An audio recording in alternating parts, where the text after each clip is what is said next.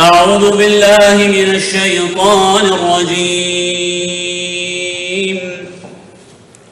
يا أيها الناس إنا خلقناكم من ذكر وأنثى وجعلناكم شعوبا وقبائل لتعارفوا إن أكرمكم عند الله أتقاكم إن الله عليم خبير. صدق الله العظيم.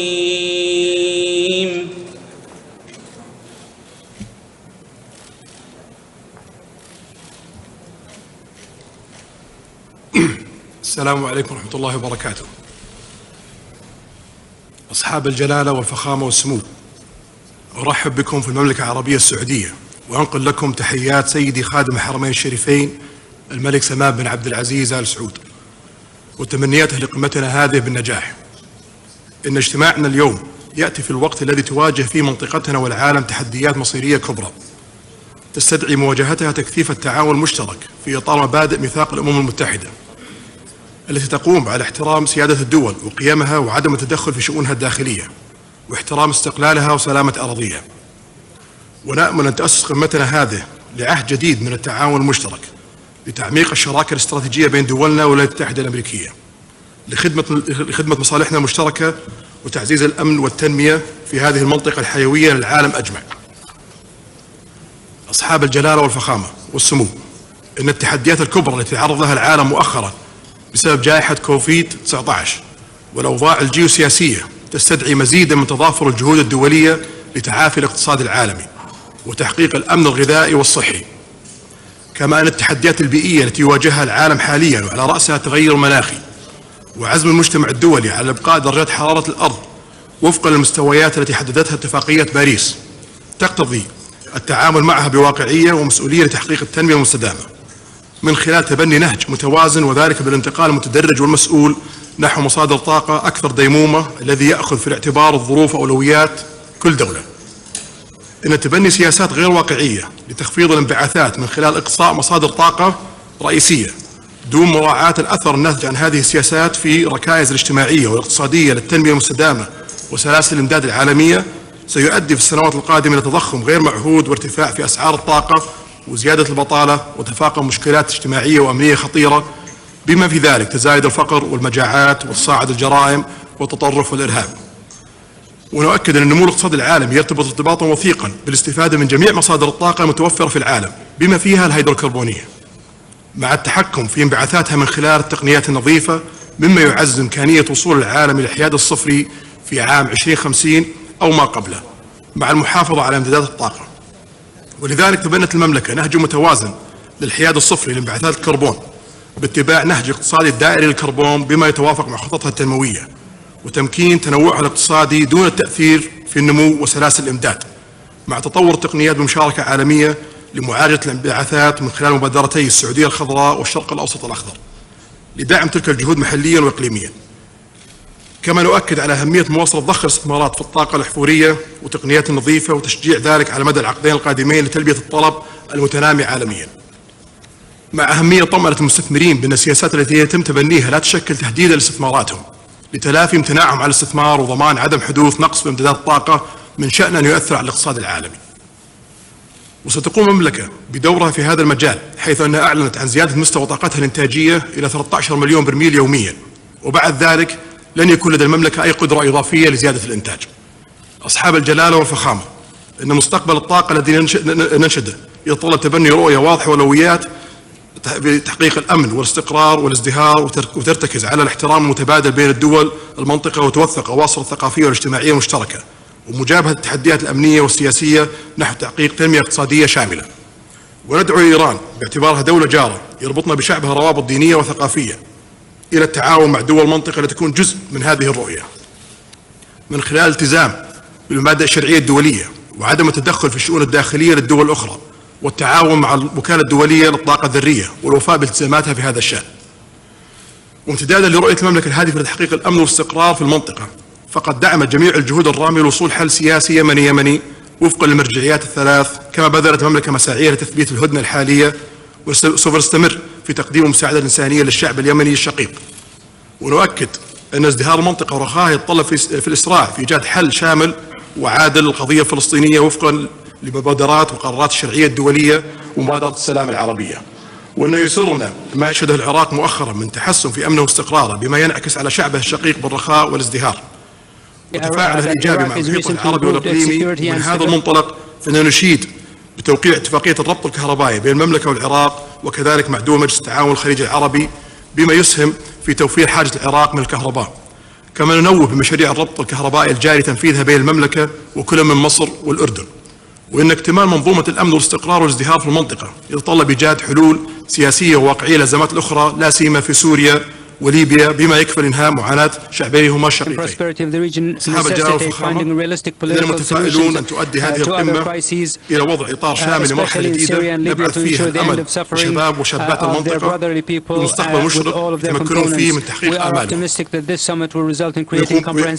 ويقدمون للعالم رسالتنا وقيمنا النبيلة التي نفتخر بها ولن نتخلى عنها. ونتمنى من العالم احترامها كما نحترم القيم الأخرى، بما يعزز شراكتنا ويخدم المنطقة. Pride and honor worthy message and values. We call onto the world to respect these values and as we respect theirs, to strengthen the partnership and serve the region. I now give the floor to President Joseph Biden. Well, thank you. It's good to be once more together with so many vital partners and strengthening our cooperation on the future of this consequential region of the world. I'd like to thank our Saudi host for inviting the United States to join this summit and for their hospitality welcoming all of us. A great deal has changed since I visited this region when I served as Vice President of the United States, both on the world stage and in the Middle East. Around the world, we're seeing efforts to undermine a rules-based order, with China's increasingly coercive actions in the Indo-Pacific and beyond, with Russia's brutal and unprovoked war against its neighbor in Ukraine, with Iran's destabilizing activities here in the Middle East. We've also seen critical changes. For the first time since 9/11, an American president is visiting this region without American troops being engaged in combat and a combat mission in the region. We'll always honor the bravery and selflessness and sacrifices of the Americans who served, including my son, Major Bo Biden, who was stationed in Iraq for a year. And we'll never forget the memory of the 7,054 American troops who made the ultimate sacrifice while serving in Iraq, Afghanistan, and elsewhere over the last 2 decades. But today, I'm proud to be able to say that the era of land wars in the region, wars involving huge numbers of American forces, is not underway. But we maintain both the capacity and the absolute determination to suppress the terrorist threat wherever we find it. We've demonstrated that this year, eliminating the emir of ISIS on a daring operation just this week, taking out another key leader of ISIS. We're going to continue our counterterrorism efforts, working with a broad coalition of countries, including everyone around this table. And we will turn our attention and our resources to supporting our partners, strengthening our alliances, and building coalitions to solve the problems facing this region of the world and the world today. The United States is clear-eyed about the challenges in the Middle East, and about where we have the greatest capacity to help drive positive outcomes. Our objectives are focused, realistic, and achievable, so that we can target our resources, rebuild trust, and deliver real results. And we will operate in the context of the Middle East as it is today, a region more united than it has been in years. The GCC is a prime example of that.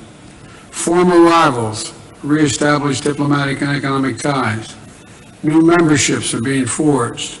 And increasingly, the world is seeing the Middle East through the lens of opening and opportunity. Let me state clearly that the United States is going to remain an active, engaged partner in the Middle East. As the world grows more competitive and the challenges we face more complex, it is only becoming clear to me that how closely interwoven America's interests are with the successes of the Middle East. We will not walk away and leave a vacuum to be filled by China, Russia, or Iran. We'll seek to build on this moment with active, principled American leadership. Our new framework for the Middle East has 5 key principles. I'd like to very briefly share them with you today. First, the United States will support and strengthen partnerships with countries that subscribe to the rules-based international order. And we will make sure that those countries can defend themselves against foreign threats. The United States and each of the countries around this table are an essential part of that order because we reject the use of brute force to change borders. When the entire GCC plus Egypt and Jordan voted in the United Nations General Assembly to condemn Russia's invasion of Ukraine, it was a watershed moment. It showed that the core values of sovereignty and territorial integrity are truly universal. And I want to be clear, supporting a rules-based order doesn't mean we always have to agree on every issue. But it does mean we align around core principles that allow us to work together on the most pressing global challenges. For example, on food security, we're collectively committing billions of dollars to alleviate the crisis here in the region, with more than $1 billion coming from the United States. On energy security, we agree on the need to ensure adequate supplies to meet global needs. Energy producers have already increased production. I look forward to seeing what's coming in the coming months. And on the climate crisis, we're collectively investing hundreds of billions of dollars in clean energy initiatives, increasing our climate ambition, and working together to diversify supply chains and invest in critical infrastructure. And we're looking forward to Egypt and the UAE hosting the next 2 major UN climate conferences. Second, the United States will not allow foreign or regional powers to jeopardize the freedom of navigation through the Middle East's waterways, including the Straits of Hormuz and Bab el-Mandeb. Nor will we tolerate efforts of any country to dominate another in the region through military buildups, incursions, and/or threats. The free flow of commerce and resources through the Middle East is the lifeblood of the global economy. That's as true today as it has been for decades. And when nations adhere to international rules, it works. So my administration has made it a priority to protect those vital waterways. We've established a new naval task forces to work in partnership with many of your navies to help secure the Red Sea. That includes the first naval task force to use multi-manned surface vessels and artificial intelligence technology to enhance maritime awareness. We're also integrating air defenses and early warning systems to ensure that we can defeat airborne threats. Third, the United States will not just aim to deter threats to regional stability. We will work to reduce tensions, de-escalate, and end conflicts wherever possible. This approach is already reaping dividends. As was mentioned, in Yemen, working closely with Saudi Arabia, Oman, the UAE, and the UN, we forged a truce that is now in its 15th week. We've welcomed the leadership of Iraqi Prime Minister Khatami to bring countries from the region together for talks in Baghdad. Thanks to the months of quiet, persistent diplomacy, we helped finalize an agreement to remove international peacekeepers from Tiran Island of the Red Sea and transform an area that once sparked wars into a future hub of peaceful tourism and economic development. And as we continue to work closely with many of you to counter the threats posed to the region by Iran, we're also pursuing diplomacy to return constraints on Iran's nuclear program. But no matter what, the United States is committed to ensuring that Iran never gets a nuclear weapon. Fourth, the United States will build political, economic, and security connections between the United States, between the U.S. partners wherever possible, while respecting each country's sovereignty and independent choices. Integration, interconnection, these are the underlying themes of our meeting today. How many years have we been trying to connect Iraq's electricity to the GCC grids? I remember being briefed on it in 2016 when I was Vice President of the United States. I said, let's get it done. Well, today, finally, after years of failed efforts and false starts, thanks to the efforts of so many around this table, it's done. New energy projects linking the region, a new free trade deal, investments between neighbors, like the Saudi investments in Egypt and Jordan. And more we build these connections, the more we'll see the benefits that return to our peoples and will grow. Fifth, the United States will always promote human rights and the values enshrined in the UN Charter. Foundational freedoms are foundational to who we are as Americans. It's in our DNA, but it's also because we know that the future will be won by the countries that unleash the full potential of their populations, where women can exercise equal rights and contribute to building stronger economies, resilient societies, and more modern and capable militaries, where citizens can question and criticize their leaders without fear of reprisal. I've gotten plenty of criticism over the years. It's not fun, but the ability to speak openly and exchange ideas freely is what unlocks innovation. Accountable institutions that are free from corruption, that act transparently, and respect the rule of law are the best way to deliver growth, respond to people's needs, and I believe ensure justice. And no country gets it right all the time, even most of the time, including the United States. But our people are our strength. Our countries, with the confidence to learn from their mistakes, grow stronger. So let me conclude by summing all this up in one sentence. The United States is invested in building a positive future in the region in partnership with all of you, and the United States is not going anywhere. This is a table full of problem solvers. There's a lot of good we can do if we do it together. Thank you again for inviting me to participate in this summit today, and thank you for the many years of partnership between your countries and the United States. God protect our troops. Thank you.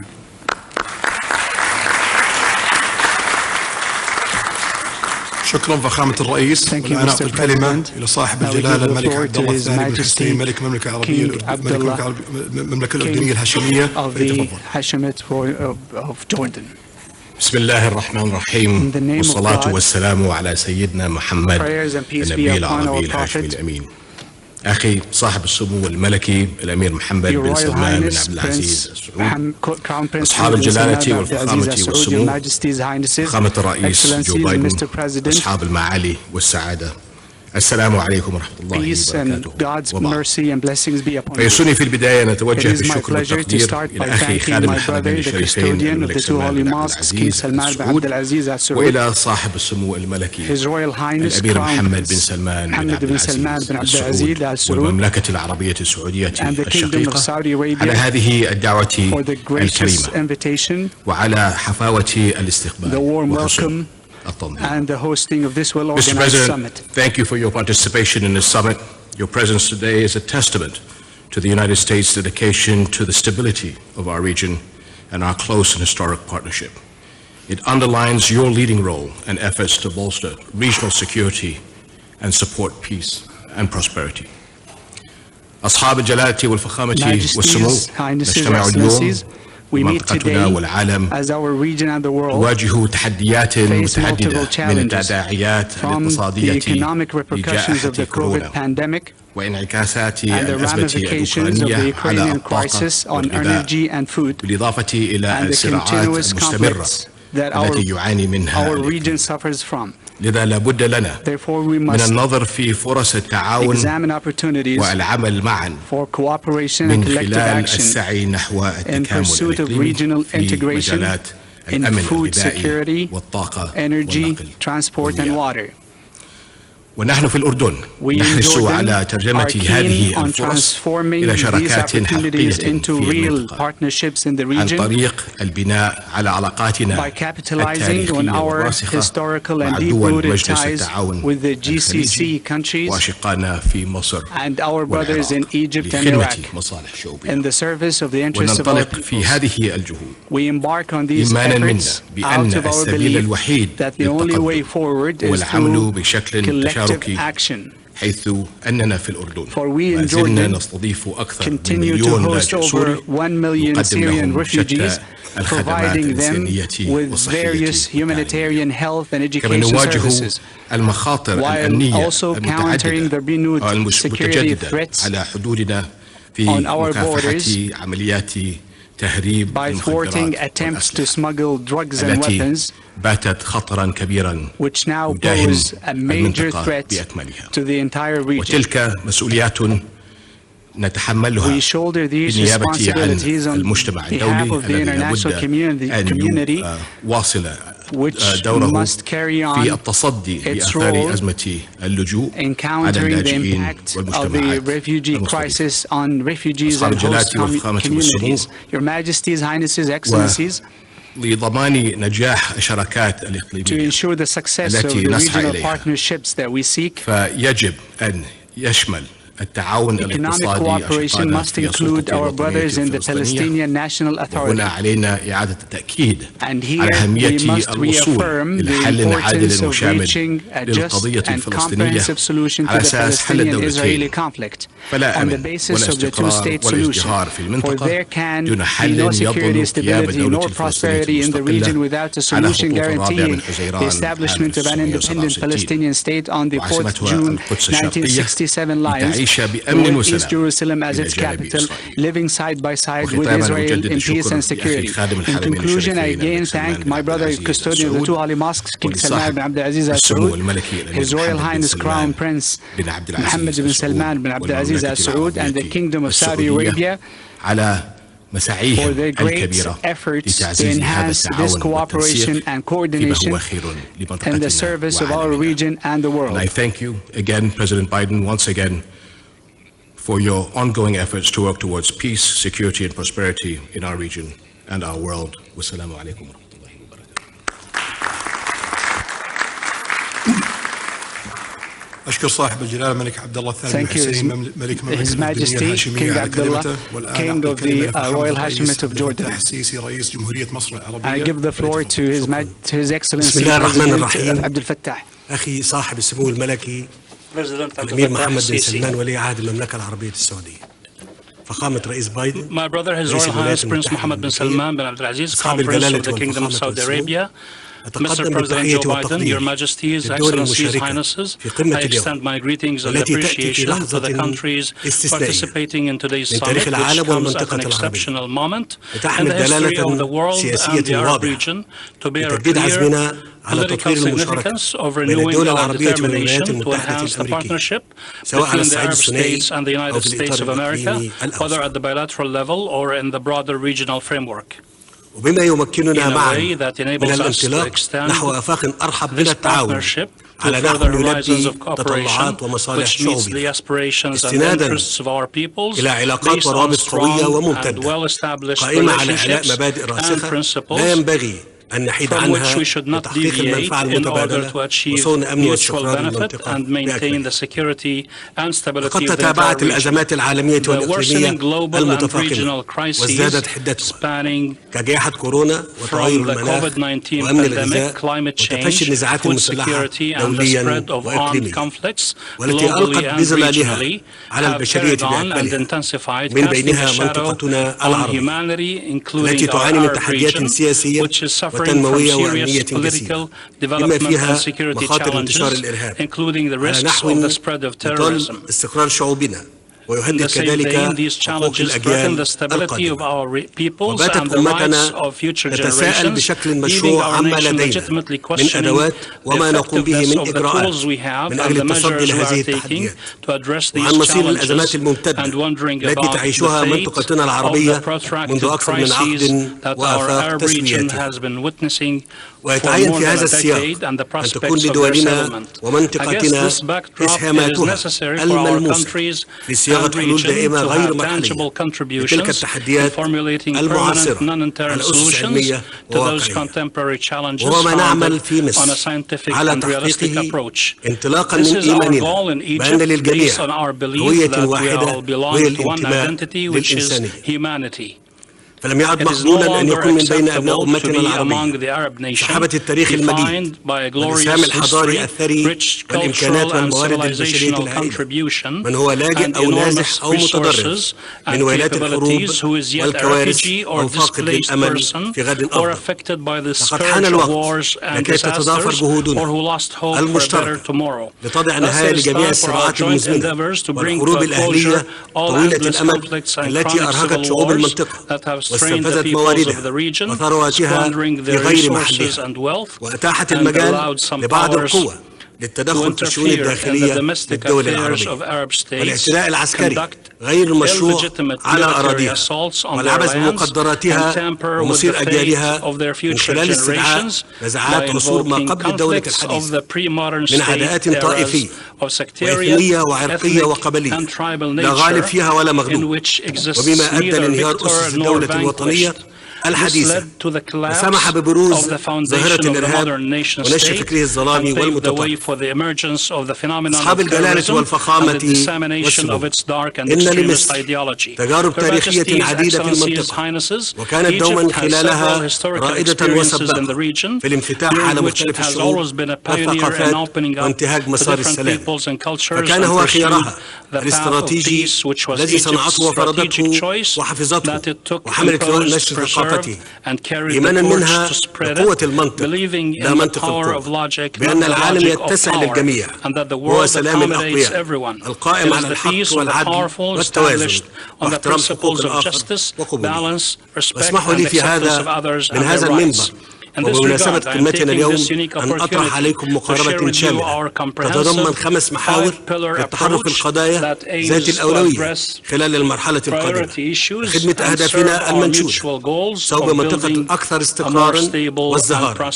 أولا، لعلكم تتفقون معي أن الانطلاق نحو المستقبل يتوقف على كيفية التعامل مع أزمات الماضي الممتدة، ومن ثم فإن جهودنا المشتركة لحل أزمات المنطقة سواء تلك التي حلت خلال العقد المنصرم أو تلك المستمرة ما قبل ذلك لا يمكن أن يكتب لها النجاح إلا من خلال التوصل إلى تسوية عادلة وشاملة ونهائية لقضية العرب الأولى وهي القضية الفلسطينية على أساس حل الدولتين المستند إلى مرجعيات الشرعية الدولية ذات الصلة، وبما يكفل إنشاء دولة فلسطينية مستقلة على حدود 4 يونيو لعام 1967 وعاصمتها القدس تضمن للشعب الفلسطيني حقوقه المشروعة وتعيش في أمن وسلام جنبا إلى جنب مع دولة إسرائيل على نحو يحقق أمن الشعب، ويوفر واقعا جديدا لشعوب المنطقة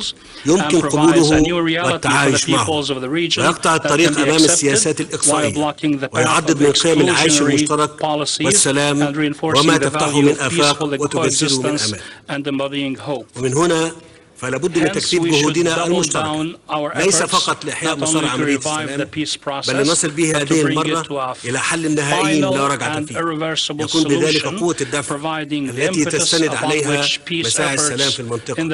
ثانيا إن بناء المجتمعات من الداخل على أسس الديمقراطية والمواطنة والمساواة واحترام حقوق الإنسان ونبذ الإيديولوجيات الطائفية والمتطرفة وإعلان مفهوم المصلحة الوطنية هو الضامن لاستدامة الاستقرار بمفهومه الشامل والحفاظ على مقدرات الشعوب والحيلولة دون السطو عليها أو سوء توظيفها.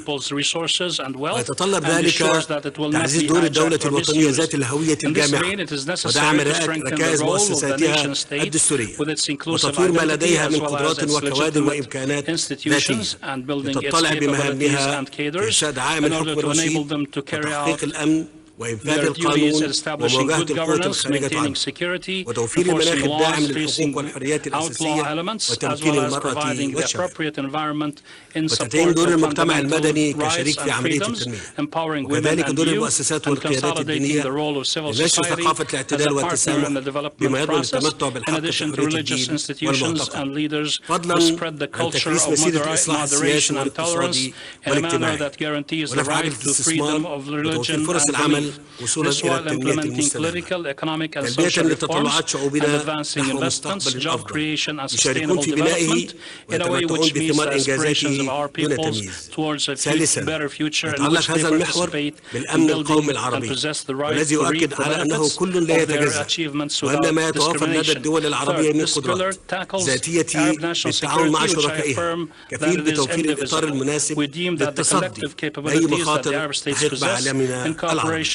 وأشدد في هذا الصدد على أن مبادئ احترام سيادة الدول وعدم التدخل في شؤونها الداخلية والأخاء والمساواة هي التي تحكم العلاقات العربية البينية وهي ذاتها التي ينص عليها روح ميثاق الأمم المتحدة ومقاصدها وتعين كذلك أن تكون هي ذاتها الحاكمة لعلاقات الدول العربية مع دول جوارها الإقليمي وعلى الصعيد الدولي.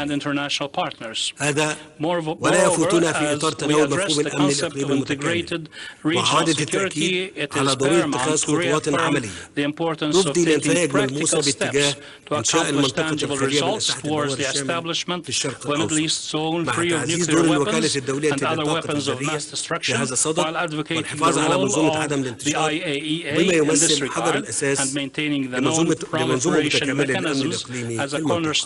رابعا يظل الإرهاب تحديا رئيسيا عانت منه الدول العربية على مدار عدة عقود ولذا فإننا نجدد التزامنا لمكافحة الإرهاب والفكر المتطرف بكافة أشكاله وسمه بهدف القضاء على جميع تنظيماته والميليشيات المسلحة المنتشرة في عدة بقاع من عالمنا العربي التي تحظى برعاية بعض القوى الخارجية لخدمة أجندتها الهدامة وترفع السلاح لتحقيق مكاسب سياسية ومادية وتعيق تطبيق التسويات والمصالحات الوطنية وتحول دون إنفاذ إرادة الشعوب في بعض الأقطار بل وتتطور قدرتها لتنفذ عمليات عابرة للحدود.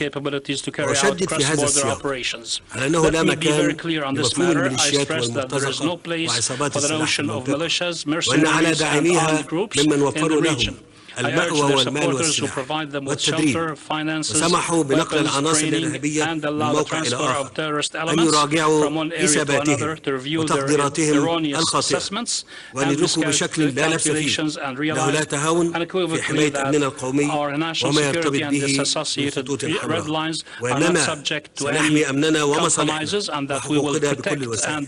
خامسا يرتبط هذا المحور بضرورة تعزيز التعاون والتضامن الدوليين لرفع قدرات دول المنطقة في التصدي للأزمات العالمية الكبرى والناشئة وقضايا نقص إمدادات الغذاء والاضطرابات في أسواق الطاقة والأمن المائي وتغير المناخ بهدف احتواء تبعات هذه الأزمات والتعافي من آثارها وزيادة الاستثمارات في تطوير البنية التحتية في مختلف المجالات وما يسهم في توطين الصناعات المختلفة ونقل التكنولوجيا والمعرفة ووفر السلع.